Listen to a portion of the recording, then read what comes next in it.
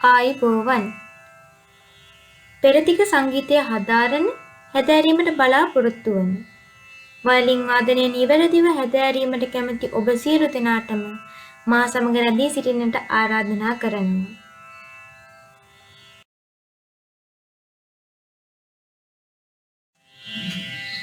ඔබ දන්නවා වයලීනය කියන්නේ පෙරදිග අපරදිග සංගීත සම්ප්‍රදායන් දෙකේම අතිශය ජනප්‍රිය සංගීත භාණ්ඩයක් කියලා. ලෝකේ ප්‍රථම වයලීනයේ විදිහට පිළිගන්නේ මතයක් තියෙනවා මේ රාවණ රජතුමා නිර්මාණය කරපු රාවණ හස්තම් කියන වීණාව තමයි ලෝකේ ප්‍රථම වයලීනය කියලා. අපි මේ දැන් වාදනය කරන මේ භාවිත කරන මේ නූතන වයලීන නිර්මාතෘ ඉතාලි ජාතික ඇන්ඩ්‍රී අමාටි. වයලීනය වාදනය කරන්නේ බෝ කියලා කියන සිංහලෙන් කියන අලුව කියලා. මේ බෝ එකෙන් තමයි බෝවෙන් තමයි අපි වයලීනය වාදනය කරන්නේ.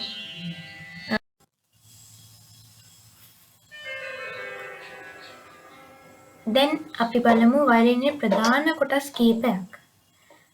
අපිට මේ වයලීනයේ මුදුනේම තියෙන කොටස පේනවා ඇති. මුදුනේම තියෙන මේ දඟලයක් හැඩයට කොටසක් එකට අපි කියනවා ස්ක්‍රෝල් කියලා.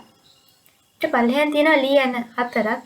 ඒවට කියනවා ටියුනින් පෙක්ස් කියලා. මේවා අපි භාවිත කරන්නේ ටියුන් කරන්න නැත්නම් තත් සුසර කරන්න. මේ පෙක්ස් සයි වෙලා තියෙන කොටසට අපි කියනවා ඒ කුහරට අපි කියනවා පෙක් බොක්ස් එක කියලා. ඊට පල්ලෙහාන් ගැටක් වගේ තියෙන කොටසක් තියෙනවා නට් කියලා. මේකත් බොහෝ විට උපකාරී වෙන්නේ මේ තත් ඇදිලා ඒ අපිට වාදනය කරන්න සුදුසු මට්ටමට ඒ මට්ටමට පැවතෙන්න. ඊට පස්සේ තියෙනවා ෆින්ගර් බෝඩ් එක. මේ මත තමයි ස්ට්‍රින්ග්ස් තියෙන්නේ. ෆින්ගර් බෝඩ් එකට පසුපසින් තියෙන කොටසට අපි කියනවා නෙක් කියලා. දැන් අපි බලමු වයලින් බොඩි එක. F holes. මෙතන උඩට පේනවා. C bars එක ළඟින් තියෙන්නේ. F holes තමයි මේ වයලින් එක ඇතුලේ නිපදවන නාදය එළියට ගලාගෙන ඉන්නේ. මේ holes හරහා. ඊළඟට බ්‍රිජ්. මේ බ්‍රිජ් එකත් අර මේ වයලින් තත්වල හරි ඒ ප්‍රමාණයට ඒ ඇදිලා ඒ අපිට වාදනය කරන සුසු මට්ටමට පවත්වා ගන්න බොහෝ උපකාරී වෙනවා බ්‍රිජ් එක. ඊළඟට ෆයින් ටියුනර්ස්. මේ ෆයින් ටියුනර්ස් ටියුන් කරන්න සුසර කරන්න අපිට සුසර කරන්න යොදා ගන්න ෆයින් ටියුනර්ස්. මේ අපි ටියුනින් පෙක්ස් ෆයින් ටියුනර්ස් නැත්නම් ඇඩ්ජස්ටර්ස් භාවිත කරන විදිහ අපි ඉදිරියට කතා කරමු ඉදිරි වීඩියෝස් වල. මේ සුසර කරන ඇන නැත්නම් ෆයින් ටියුනර් සල් වෙලා තියෙන මේ තත් කෙරවල රඳවන මේ කළු වර්ණවත් කොටසට අපි කියනවා ටේල් පීස් කියලා. ඊළඟට ඔබට දකින්න පුළුවන් චින් රෙස්ට් නිකට තබා ගන්න කොටස වයලින් වාදනය කරද්දී. මේවා තමයි ප්‍රධාන කොටස් වයලිනේ තියෙන. දැන් අපි බලමු බෝ එකේ අලුවේ ප්‍රධාන කොටස්.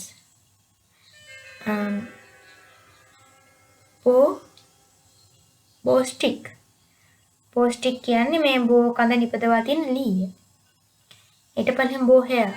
බෝ හෙයර් තමයි අපි යොදාගන්නේ මේ බෝ එක තමයි වයලිනේ වාදනය කරන්න යොදාගන්නේ බෝ හෙයර් එක.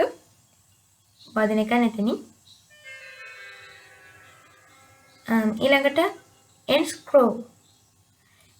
ටෙන්ෂන් ස්ක්‍රෝ කියලා කියන end screw. ඒකෙන් තමයි අපි මේ වයලින් වාදනය කරන සුසු මට්ටමට මේ බෝ එකකින්දී තද කරන්න බුරුල් කරන්න යොදාගන්න මේ කොටස.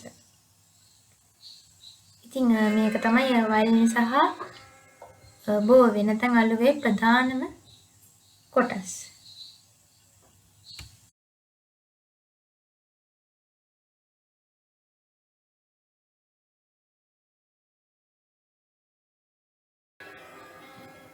අපි කලින් කතා කළා වයලීනය සහ අලුවේ බෝ එකේ ප්‍රධාන කොටස්. දැන් අපි බලමු මේ වයලින් එකේ තත් ගැන. මේ වයලින් එකේ තත් නිපදවලා තියෙන්නේ මේ නිමවලා තියෙන්නේ දකුණේ ඉඳන් යද්දි ක්‍රමයෙන් මහත් වෙන විදිහට තමයි මෙතත් නිමවලා තියෙන්නේ ලෝහයෙන්.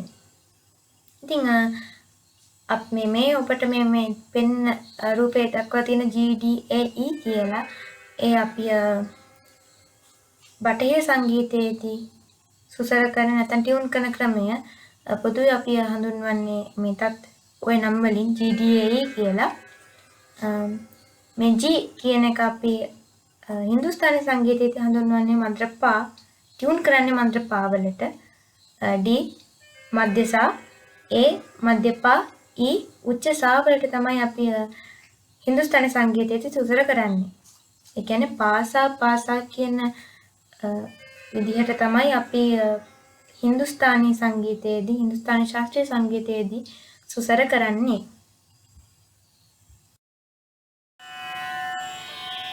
නිවැරදිව සහ සරලව හින්දුස්තානි සංගීත ක්‍රමයට වයලීනය හැදෑරීමට ඔබ කැමති නම් මා සමග දිගටම රැඳෙන්න. ඉදිරියටත් මෙවැනි වීඩියෝස් නැරඹීමට ඔබ කැමති නම් Violin Learn with Pumi channel එක subscribe කරන්න. ඉදිරි පාඩමකින් අපි නැවතත් හමු වෙමු. ආයුබෝවන්.